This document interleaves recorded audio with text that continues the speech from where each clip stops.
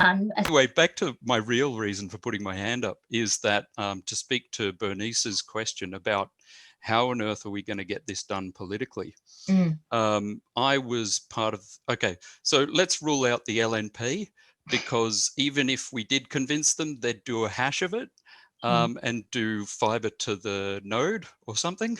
But in the Labor Party, I tried to promote it and to no avail. They seem to be stuck in their ways. And the analysis I've come to, because I'm very keen on this, I'm trying to figure out why they're so stuck in their ways, is because they only have to be slightly better than the Liberal National Party.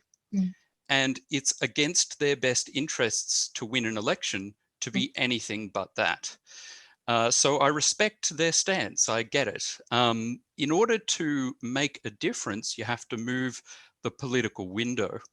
And this is where I get to trying to sell my political party. And there's double reasons for this. Recently, they passed a law which meant the minimum number of members for a political party that doesn't have anyone elected is, it used to be 500 members. Now it's been changed to 1,500 members. The party I'm in, which is the Australian Progressives, have UBI unequivocally on their platform. There are other parties that do too, and it wouldn't be fair unless I mentioned them as well.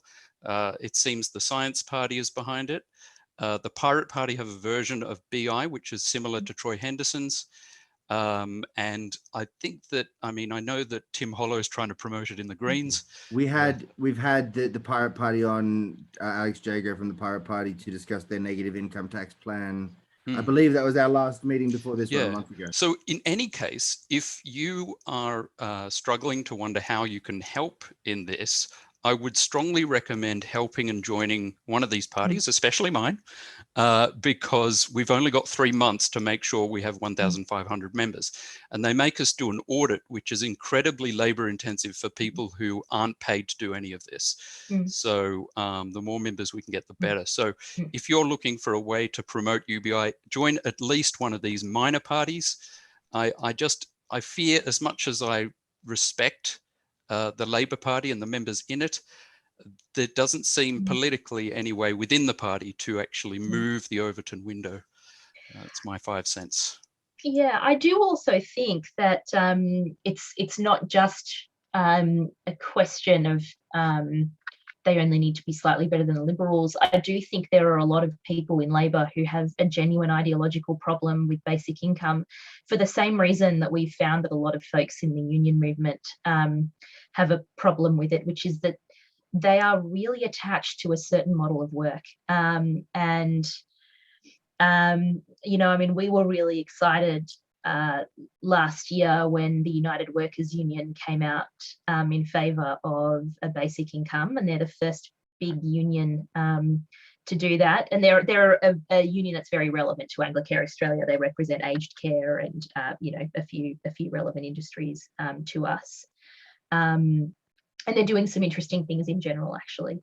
But what we're talking about, we've sort of written to a bunch of Labor MPs, and we're kind of trying to identify whether there could be someone who might be a champion for it. But we're also, we're sort of thinking that it would be good to try and have a dialogue with the unions as well, because that could be a good way to reach folks in Labor. I think the other thing is that in that sort of crowd, that's where you see the jobs guarantee being pitted against the basic income. There's actually no reason. There's absolutely no reason for a jobs guarantee to be incompatible with a basic income. And in fact, the United Workers Union support both. I have a quick follow-up question that just occurred to me.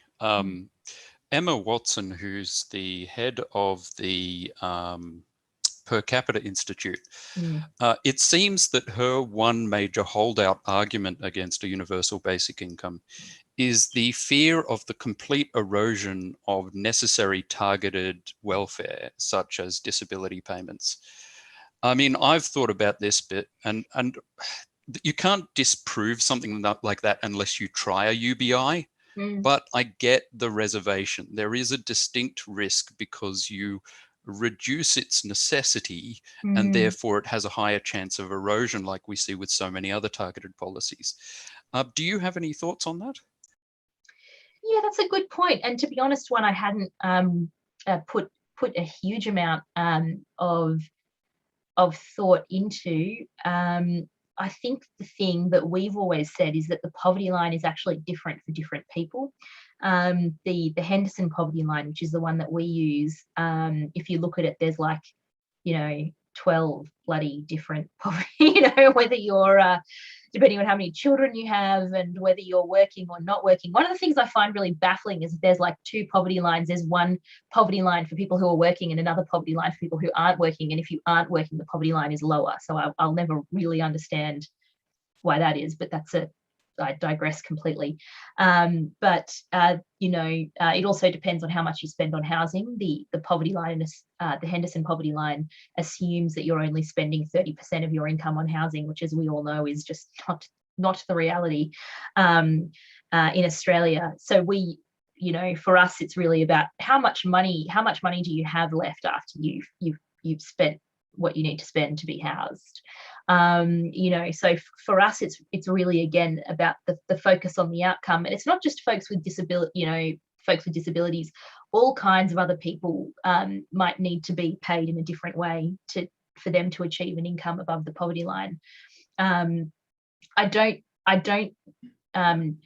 definitively know how to satisfy the concerns of someone like Emma. I suspect that there are just certain people who are, I think, because of their connection to labour and organising themselves around work, are just never going to come on board with a basic income.